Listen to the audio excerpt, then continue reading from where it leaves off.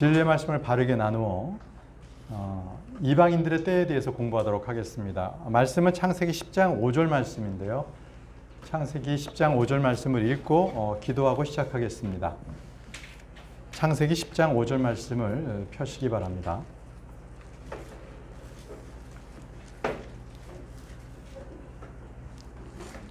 창세기 10장 5절. 네. 자, 그러면 한 목소리 읽겠습니다. 시작. 이들이 이방인들의 섬들을 자기들의 영토대로 나누되 각각 자기 언어와 자기들의 가족들에 따라 자기들의 민족들대로 나누었더라. 기도하겠습니다. 사랑 많으신 하나님 아버지 은혜를 감사합니다. 오늘도 저희들에게 하나님의 말씀을 배울 수 있는 특권을 주시니 감사합니다. 우리가 하나님의 말씀을 배우고 또 바른 진리의 말씀으로 또 사람들에게도 바르게 답할 수 있도록 저희를 도와주시고, 또 오늘 이 말씀을 통하여서 이방인들의 때가 충만할 때에 이를 때 그 역사와 또 앞으로 있어날 미래에 대해서도 우리가 공부할 수 있도록 인도하셔서 참 진리 되신 하나님 말씀을 통하여서 우리가 세대와 대상을 잘 구분하여 우리가 믿음을 취할 수 있도록 인도해 주시기를 원합니다. 감사를 드리옵고 예수님의 이름으로 기도합니다. 아멘.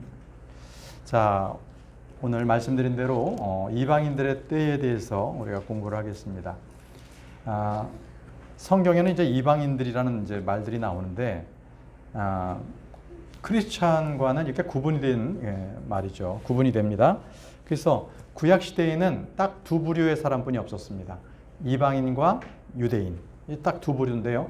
신약에서는 세 부류입니다. 세 부류인데요. 여러분들 1번 문항입니다. 신약에는 유대인, 이방인, 그리고 하나님의 교회. 하나님의 교회를 적어 놓으시기 바랍니다. 네, 바로 크리스찬들의 모임, 하나님의 교회입니다. 유대인들은 교회가 있기 전부터 있었죠. 그리고 이방인들은 유대인들이 이 땅에 존재하기 전부터 있었습니다. 누구나 그리스도의 몸에 속하지 않은 그러한 그 유대인이 아니라면 그는 모두가 다 이방인으로 취급입니다. 이방인으로 우리가 말하고 있습니다. 그래서 에베소서 2장 11절에서 12절 말씀에 이방인에 대해서 이렇게 말씀하고 있습니다. 그러므로 기억하라. 너희는 지나간 때에 육체로는 이방인이요 손으로 육체 행하는 할례를 받아 할례자라 불리는 자에 의해 무할례자들이라 불렀던 자들이라. 이방인이죠. 바로 무할례자들. 그때 너희는 그리스도 밖에 있었고 이스라엘 연방 국가 밖에 있었던 외인들이며, 계속 이방인들에 대해서 얘기하고 있습니다. 약속의 언약들에서 분리된 낯선 자요 세상에서 소망도 없고 하나님 밖에 있었던 자들이었으나, 하나님 밖에 있었던 자들 다 이방인입니다. 자, 이들에겐 소망도 없었습니다. 하나님의 언약으로부터도 멀리 있던 생소한 사람들이었습니다. 그들에게는 하나님이 없었던 자들입니다. 자, 이 성경에서요, 이방인들은 이교도와 동의어로 씁니다. 이방인과 이교도. 그리고 이방인들은 한마디로 죄인이라고 합니다. 2번 문항입니다. 2번 문항. 이방인들은 그 자체로 죄인이라고 불렸습니다. 한번 말씀 찾아보겠습니다. 갈라디아서 2장 15절 말씀인데요. 거기에는 이방인들을 죄인이라고 기록하고 있습니다. 갈라디아서 2장 15절 말씀입니다. 우리는 본래 유대인이요 이방인에 속한 죄인이 아니로되. 그러니까 이방인이면 무조건 죄인이라는 얘기죠. 자, 하나님께서 아브라함을 불러내기 전까지 이 지상의 모든 사람들은, 살아있는 사람들은 다 이방인이었습니다. 그러니까 아브라함은 유대인이 아니어서 처음부터 유대인 아니었고요. 처음에는 이방인이었습니다. 시리아 사람이었습니다. 또 이삭도 처음에는 이방인이었습니다.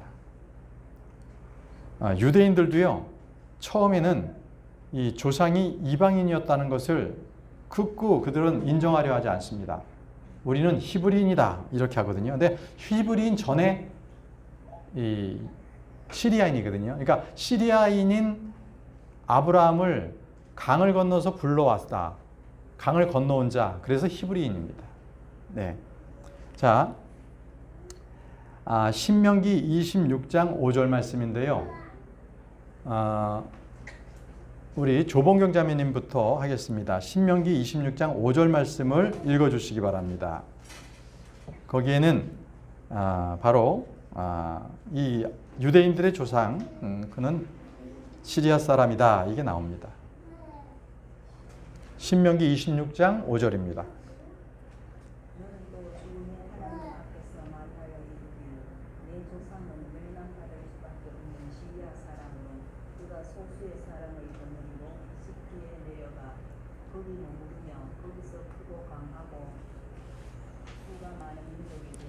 네, 여기 말씀 보시면 내 조상은 멸망받을 수밖에 없는 어느 사람이요? 시리아 사람이라고 되어 있습니다. 시리아 사람. 예, 이스라엘 백성들은요, 자기 조상이 시리아 사람이라는 것을 인정해야 하는 겁니다. 여기서 시리아 사람은요, 아브라함, 이삭, 야곱 다 포함됩니다. 하나님께서 이스라엘 백성들을 광야에 부르시고 또 거기 율법을 제정하시기 전까지는 그들은 다 히브리인들이 유대인들이 아니었습니다. 자, 야곱의 이름이 이스라엘로 바뀌었죠. 그리고 그 아들 유다의 이름으로 오늘날 유대인이라고 하는 겁니다. 그래서 아브라함은 유대인이 아니었습니다. 그래서 아브라함은 히브리인이었습니다. 여러분들 3번 문항에 아브라함은 유대인이 아니라 히브리인이었습니다 라고 합니다. 히브리인. 마찬가지로 요셉도 히브리 사람이었어요. 히브리인. 그 이전에 셈이나 에녹이나 노아도 모든 의인들은 다 이방인이 되었었습니다. 그래서 아브라함이 최초의 히브리인이고 후에 이스라엘로 이름이 바뀐 그 야곱의 12아들, 12지파가 바로 이스라엘의 조상이 되었습니다. 그때부터 이스라엘이 등장하기 시작하는 거죠. 그래서 이제 유대인이라는 이 이름은 역사적으로 이렇습니다. 이 솔로몬 왕 이후에 이스라엘이 남과 북으로 나뉘잖아요. 거기에 남왕국을 유다라고 불렀거든요. 북왕국은 이스라엘. 그래서 남왕국을 유다라고 불렀는데 이제 그들이 다 이제 바빌론 포로로 잡혀가고 다시 이 팔레스타인 땅으로 돌아옵니다. 근데 그때부터 공식적으로 그들을 유대인이라고 불렀습니다. 어떤 왕국이 없었기 때문에 그냥 유대인 이렇게 불렀습니다. 그래서 하나님은 이스라엘에서 그들을 불러내서 그리고 법을 주셨죠. 그리고 땅도 주셨습니다. 그럼에도 불구하고 그들은 우상 숭배를 함으로 해서 결국은 망했습니다. 하나님을 떠났기 때문에 망했던 겁니다. 자, 이방인의 때에 대해서 말씀을 드리는 건데요. 북왕국 이스라엘은 아시리아에게 그리고 남왕국 유다는 바벨론에게 멸망했는데요. 언제 멸망했냐면 BC 606년 예수님 오시기 606년 전에 멸망했습니다. 바로 그때부터 이방인들의 때가 시작됐다고 합니다. 이방인들의 때 그러면 BC 606년 바로 남유다가 바빌론에게 멸망했을 때를 얘기합니다. 그래서 이방인의 때다 그러면 남유다가 바빌론 느부갓네살 왕에게 멸망을 하고요. 그때가 BC 606년이었거든요. 그럼 언제까지일까요? 바로 예수님께서 재림하실 때까지. 그게 이방인들의 때입니다. 바벨론 느부갓네살 왕에게 멸망할 때가 BC 606년, 그리고 그 이방인의 때가 언제까지 지속되냐면 예수 그리스도께서 지상재림할 때까지. 오늘 우리가 다룰 건데요. 70일에 70번의 주, 위크, 70일의 때까지입니다. 이 70일에 대한 이제 오늘 말씀이 이제 좀 주요한 그 포인트가 될 텐데요. 그게 바로 이제 이방인들의 때를 말하고 있는 겁니다. 자, 그러면 여러분들 4번 문항에 보시면은 이방인들의 때는 하나님의 백성 유대인들이 이방인들에게 짓밟힐 때입니다. 이방인들에게 이렇게 짓밟히는 때를 바로 이방인들의 때 이렇게 얘기하고 있습니다. 이때는 이제 본인들이 계속 이제 방황하면서 계속 유대인들에게 그렇게 통치를 받고 있는 거죠. 자, 이제 말씀을 보겠습니다. 먼저 누가복음 21장 4절 말씀입니다. 이때는 이방인들의 때가 찰 때까지 이 유대인 민족들이 짓밟힌다는 말씀이 있는데요. 누가복음 21장 24절 각자매님께서 읽어주십시오.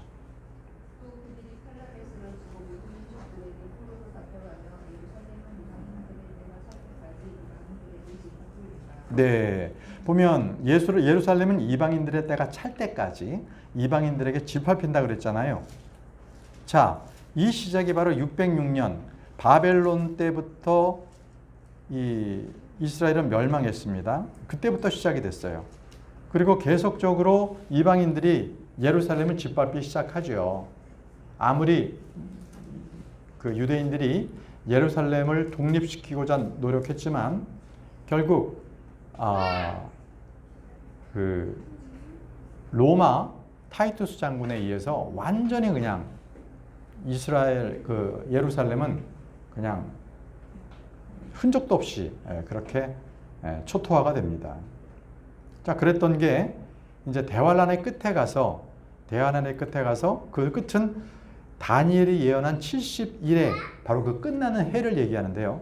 이것은 역사적으로 정확하게 규명이 되어 있고 앞으로도 오실 그럴 주기를 우리는 공부를 할 것입니다. 이 시간에. 그동안에 유대인들은 계속 흩어져 살게 되는 거죠. 자, 다음 말씀 한번 읽어보겠습니다. 언제까지 유대인들이 이렇게 흩어져 살게 되냐면 이스라엘의 이방인들의 충만함 때까지거든요. 이방인의 때가 충만할 때. 자, 말씀은 로마서 11장 25절입니다. 우리 박종국 형제님 읽어주십시오. 형제들아, 너희가 스스로 지혜로운 것으로 여기지 않게 하기 위하여 이 신비에 대해 너희가 모르기를 내가 원치 아니하노니 그것은 곧 이방인들의 충만함이 이를 때까지 일부가 눈머는 일이 이스라엘에게 생긴다는 것이다. 예, 이스라엘이 눈머는 일이 계속 생기는 것은 이방인들의 충만할 때, 이방인들이 충만함이 이를 때까지 계속적으로 유대인들은 박해를 받고 그들은 이방인들에게 짓밟힌다는 겁니다.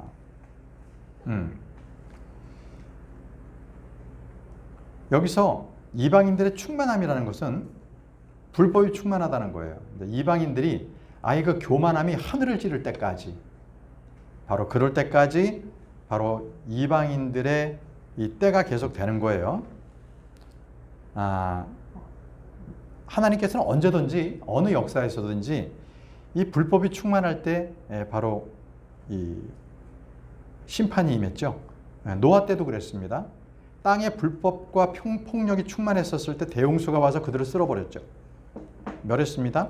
소돔과 고모라에 아예 소도미즘, 그러니까 성 도착자, 이런 자들이 많았을 때 심판의 불이 소돔과 고모라에 내렸습니다. 또 아모리 족속의 불법이 충만할 때에 하나님께서는 그들을 면하시기로 이스라엘을 군대로 보냈습니다. 창세기 15장 16절에 이렇게 말씀하시죠. 그들은 네 세대 만에 여기로 다시 돌아오리니 이는 아모리 족속의 불법이 아직 충만하지 아니하기 때문이라 하시니라. 자, 이스라엘 백성들을 네 세대, 그러니까 거의 한 400년 동안을 이집트의 종로로 거기에 둔 것은 다름 아닌 아모리 족속의 불법이 아직 충만하지 않았기 때문에 아직 팔레스타인, 가나안 땅으로 돌아올 때가 아니라는 겁니다. 자, 5번 문항에 그렇게 나와 있습니다. 5번 문항 보시면 이방인들의 충만이란 그들의 그들이 불법이 충만해질 때까지를 말하고 있고요. 이제 6번으로 넘어가겠습니다. 하나님은 바빌론 왕 느부갓네살에게 이방인들의 때를 열게 하셨어요. 제일 처음 시작하는 게 BC 606년 느부갓네살 왕부터 시작됐습니다. 그에게 하나님께서는 세계 제국을 건축할 수 있도록 허락해 주셨고 이방인들의 때를 여셨습니다.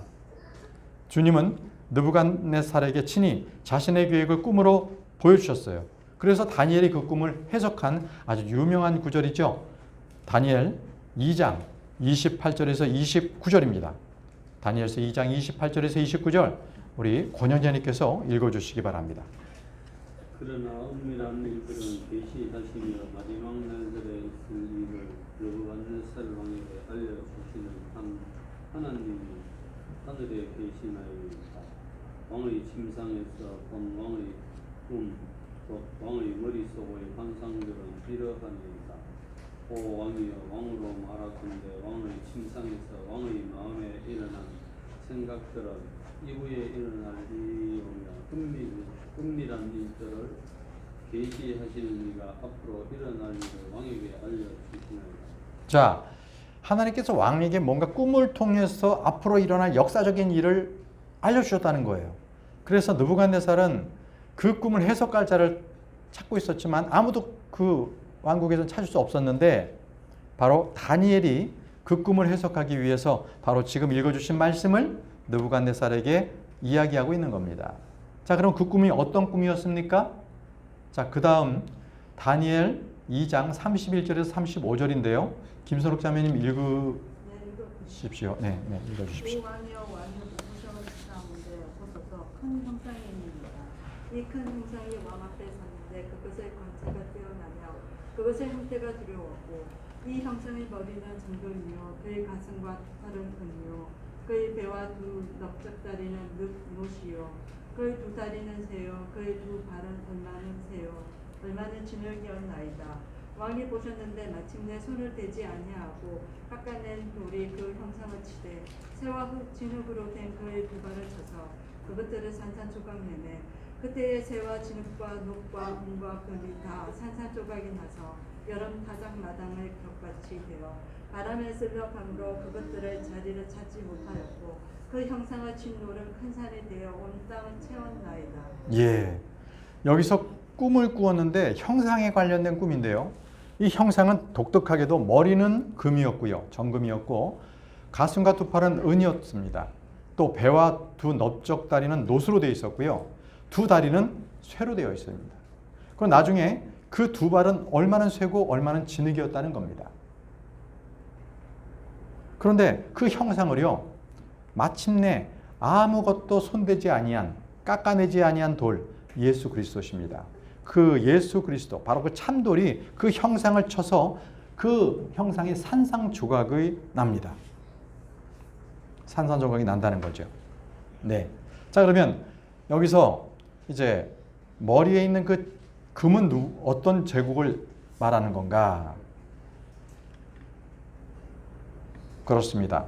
머리는 지금 바로 느부갓네살 왕 바벨론 제국을 얘기합니다. 바벨론 제국이 금이라는 것은요, 그 바벨론 왕의 왕권이 굉장히 강력했기 때문에 금으로 표현한 겁니다. 자, 두 번째 왕국은 바로 이제 그 가슴과 두 팔은 은이었지 않습니까? 금보다는 좀 왕권이 약해요. 그 왕국이 어디냐면 메데와 페르시아입니다. 여러분들 지금 7번 문항에 머리는 바빌론 제국이고요. 두 번째 왕국 은은 메데와 페르시아입니다. 메데와 페르시아. 자, 다니엘서 5장 30절에서 31절 말씀을 우리 이은희 자매님께서 읽어주시기 바랍니다. 다니엘서 5장 30절에서 31절 말씀. 그들의 왕 벨사살이 죽임을 당하고 메대 사람 다리오가 그 왕국을 취하였는데 그때 그는 62세 사람이었더라. 자, 이제 이 바벨론으로부터 메데와 페르시아로 정권이 넘어가는 쪽이 나오고 있는데요. 이제 여기에 메데 사람 다리오가 이때부터 메데와 페르시아의 제국이 시작이 되는 겁니다. 그래서 이때도 다니엘이 그것을 또 이렇게 예언을 하죠. 그 말씀은 이제 또 세 번째 왕국이 어떤 왕국인지가 나오는데 다니엘서 8장 20절에서 21절에는 거긴 그리스에 대해서 나옵니다. 한번 자, 황영재님께서 다니엘서 8장 20절에서 21절 말씀을 읽어주시기 바랍니다. 너희가 본 뿔 달린 순양은 메데와 페르시아의 왕들이요 거친 순념수는 그리스의 왕이며 그의 두 사이로 큰 뿔은 첫째 왕입니다. 자, 이제 두 뿔 달린 순양은 메대와 페르시아였는데요. 자, 그것을 완전히 넘어뜨리는 게 뭐냐면 거친 순념서가 나타나요. 그러니까 순념서는 그리스 왕이라는 거예요. 그리스 왕. 그 그리스 왕이 누구냐면요. 바로 세 번째 제국을 일으키는 알렉산더입니다. 알렉산더. 노수로 된 그 넓적다리, 배와 넓적다리가 알렉산더를 얘기하고 있습니다. 여러분들 9번 문항에는 세 번째 왕국은 알렉산더다. 바로 바벨론, 메대와 페르시아, 알렉산더로 그리스로 이어지는 세계 역사의 제국을 지금 꿈으로 보여주고 있는 겁니다. 자, 이제 네 번째 왕국에 대해서 한번 우리 공부해 보도록 하겠습니다. 다니엘서 9장 26절 윤여수 행전님께서 읽어주시기 바랍니다. 그리하여 60이 주간 후에 메시아가 끊어질 것이나 자신 때문에 끊어지는 것이 아니니라. 그리고 장차 올 통치자의 백성이 그 도성과 그 성소를 멸하리라. 그리고 그것의 끝에는 한 홍수가 있을 것이요 그 전쟁의 끝에 이르기까지 황량함들이 형되니라. 자, 여기서 62일회가 끝난 뒤에 메시아가 끊어질 터이나 자기를 위한 것이 아니라고 했습니다. 이 얘기는 바로 예수 그리스도를 나타내는 거고요. 자기를 위해서 죽지 않으셨잖아요. 우리를 위해 죽으셨잖아요. 그죠? 메시아가 끊어지는 것은.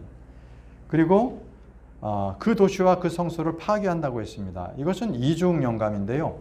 하나는 바로 그 당시에 AD 70년에 타이투스 장군에 의해서 예루살렘 성이 완전히 초토화되는 것, 그걸 얘기하고, 두 번째는 대환란 때 적그리스도에 의해서 완전히 또 한 번 이스라엘이 황폐하게 되는 것을 또 말합니다. 자, 이제 금, 은, 놋, 쇠, 진흙 이렇게 해서 이제 네 번째 왕국이 로마 제국이라는 것, 10번의 로마 제국이라는 것을 이제 말씀을 드렸습니다. 보면은 이 제절에 따라서 이렇게 보시면 알겠지만 제국이, 역사적 제국이 점점 왕권이 약해져요. 그렇기 때문에 금서부터 이 쇠까지 쭉 내려간 겁니다. 그 바벨론 왕은 그렇지 않았지만 메대와 페르시아 왕서부터는 그 주변에 신하들이 엄청 견제를 했고요. 또 그리스는 뭐 알렉산더가 죽자마자 4명의 장군이 그냥 다 자기 왕국을 세워버렸잖아요. 그만큼 권력이 집중화되지가 못했어요. 마지막 로마 제국은 어땠냐면요. 여러분도 아시다시피 원로원이 아예 왕도 통제합니다. 원로원이. 그게 로마 제국이었습니다. 더군다나 로마 제국은 AD 364년에 동로마, 서노마로 나눠짐으로 해서 이 느부갓네살 왕이 그 형상으로 봤던 두 다리가 로마이었음이 또 이렇게 입증이 됐고, 10개의 발가락, 이건 아직 안 나타났어요. 우리는 여태까지는 그 역사적인 사실을 통해서 보지만 이 10개의 그 발가락은 보이지 않았는데, 이건 대환란 때 있습니다. 대환란 때 요한계시록 17장 12절에 나와요. 한번 찾아보겠습니다. 요한계시록 17장 12절 말씀을 한번 펴보시기 바랍니다. 요한계시록 17장 12절 제가 읽겠습니다. 내가 본 10뿔은 10왕인데 그들이 아직 아무 왕국도 받지 못하였으나 그 짐승과 더불어 1시간 동안 왕으로서 권능을 받느니라. 예. 자, 이 10발가락은 나중에 대환란 때 있을 10왕을 말합니다. 그런데 이 10왕도요, 이 손대지 않고 깎이지 않은 그 돌이 날라와서 그 10발가락도 초토화시키잖아요. 네. 주님은 반석이시고 주님은 산돌이십니다. 그래서 누구든지 그 위에 떨어지면 아주 가루가 됩니다. 가루가 돼요. 말씀은 누가복음 20장 18절입니다. 조봉기 자매님 가능하시겠어요? 우리 애기 보고 계시는데 누가복음 20장 18절입니다. 누가복음 20장 18절.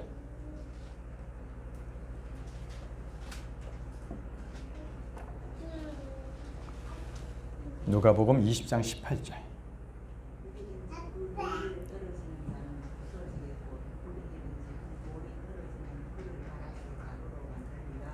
예. 누구든지 그 위에 떨어지면 다 부서지고 누구든지 그 위에 그 돌 위에 떨어지면 그를 갈아서 가루로 만든다면 산산조각이 난다는 거죠. 예.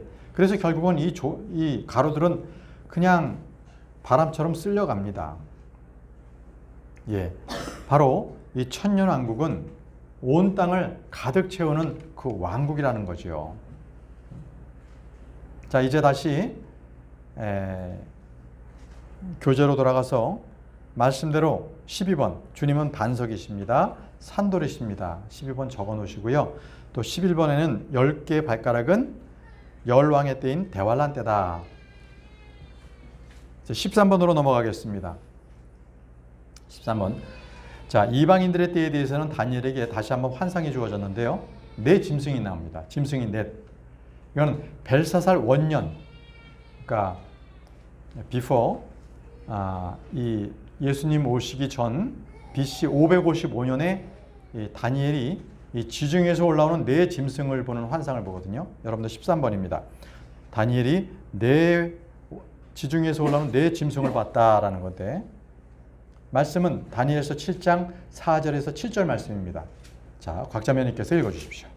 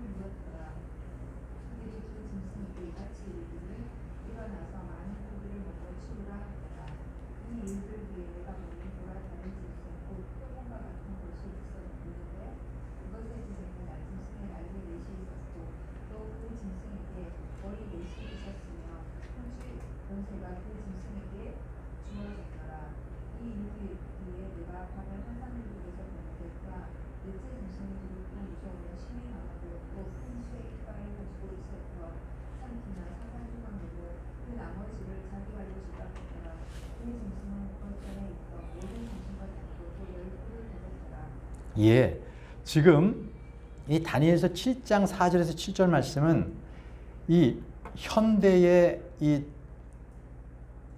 가장 힘이 센 나라들을 지금 주님께서는 예언을 하시고 적어놓게 하신 겁니다. 그리고 맨 마지막은 적그리스도가 그렇게 나오게끔 그렇게 항상 우리에게 계시를 주셨는데요. 여기 지금 다니엘이 본 환상 중에서 이 네 짐승 중에서 첫 번째 독수리 날개를 지닌 사자라고 했죠. 또 나온 게 갈비뼈 세 대가 물려있는 곰이 나오고요. 또 날개 넷이 달린 표범이 있습니다. 또 철로 된 이빨을 가지고 10뿔을 가진 짐승 이렇게 나오거든요. 자, 여기서 이 17절에도 보게 되면 이 네 짐승은 땅에서 일어날 네 왕이냐, 네 명의 왕이라는 거예요. 그러니까 이게 땅에서 일어나는데, 자, 지금 이 짐승들이 나타나는 게 지금 어떤 나라들을 말하고 있는 것인가? 이 부분을 우리가 한번 좀 역사적으로 한번 우리가 말씀을 드리겠습니다. 먼저 날개 달린 이 사자는요, 영국입니다. 여러분, 영국의 각 왕들의 문양을 보시면 날개 달린 사자들이 있습니다. 또 갈비뼈 세 대를 물고 있는 곰은요, 러시아입니다. 러시아를 상징할 때 곰을 상징합니다. 주변 나라들을 다 정복했죠. 그래서 러시아는 소비에트 연방을 지금 만들었어요. 그나마도 일부 지금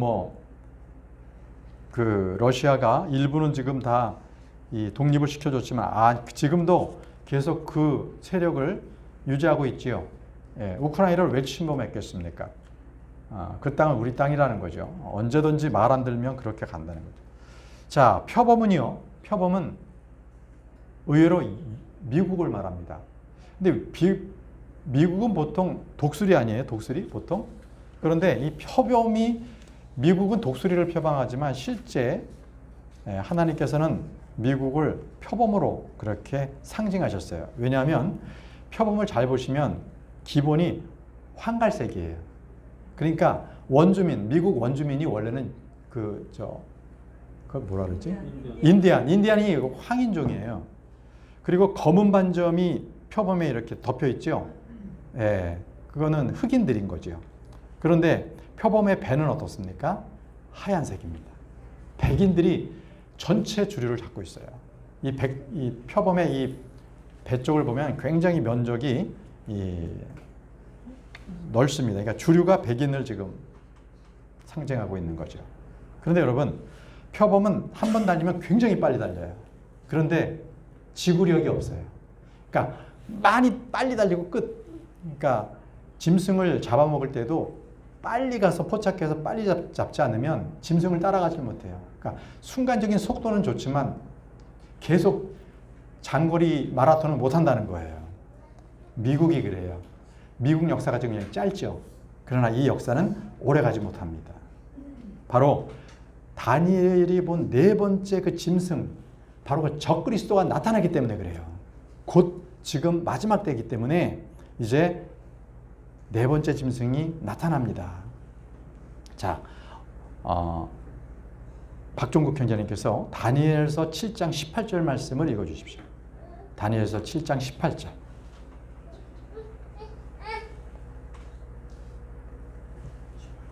네, 다니엘서 7장 18절.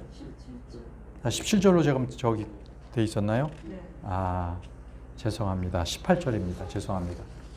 그러나 지극히 높으신 이의 성도들이 그 왕국을 취하고 영원히 곧 영원 무궁토록 그 왕국을 소유하리라 하며. 아멘. 네. 자, 이 적그리스도의 왕국이 돼도 결국은 메시아 왕국, 천년 왕국이 이라고 불리는 하늘의 왕국이 이 땅을 소유하게 됩니다.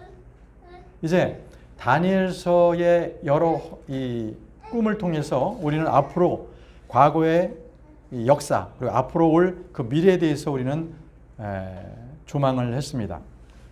근데 이걸로서 끝나는 게 아니었어요. 다니엘은 계속적으로 환상과 계시를 받았거든요. 그래서 시간이 돼서 이거는 다음 주에 한번 조금만 더 하고 바로 70일에 바로 이 땅의 멸망을 가져오는 그 70일에 대해서 우리가 자세하게 공부를 하겠습니다. 오늘은 여기까지 하겠습니다. 기도하겠습니다. 온 땅을 다스리시고 또 모든 역사를 주관하시는 하나님 아버지, 우리에게 하나님께서 이 모든 역사를 계획하고 계시고 또 앞으로 미래에 있을 일들까지도 우리에게 다 기록된 말씀을 통하여 알게 하시니 감사합니다. 오늘 이제 이방인들의 때, 바로 이 교회 시대가 있는 이때에 하나님께서는 참으로 우리에게 올바르게 이 때를 잘 판별할 수 있도록 모든 역사적이고 앞으로 일어난 일들을 저희에게 알려주시니 감사합니다. 아버지, 세상의 모든 제국들은 흥망성쇠하지만 그러나 하나님의 왕국은 영원합니다. 저희의 바람은 이제 적그리스도의 때가 끝나고 우리 신부인 우리들과 함께 주님께서 바로 이 땅에 다시 한번 내려오셔서 하늘의 왕국을 세우시고 우리를 제사장이요 통치자로 세우셔서 또 이 땅을 다스리게 하심을 우리가 믿습니다. 우리가 그 소망을 가지고 지금 있는 이 이방인들의 때에 우리가 그들에게 복음을 전하고 그들도 함께 우리와 같이 그리스도의 몸을 이루는 자로 될 수 있도록 우리를 사용해 주옵소서. 이제 이 말씀을 통하여서 우리가 하나님께서 우리에게 계시해 주시는 말씀들을 우리가 잘 깨닫고 또 그 말씀대로 우리가 취할 수 있도록 인도해 주시기를 원하오며 모든 말씀을 예수님의 이름으로 기도합니다. 아멘.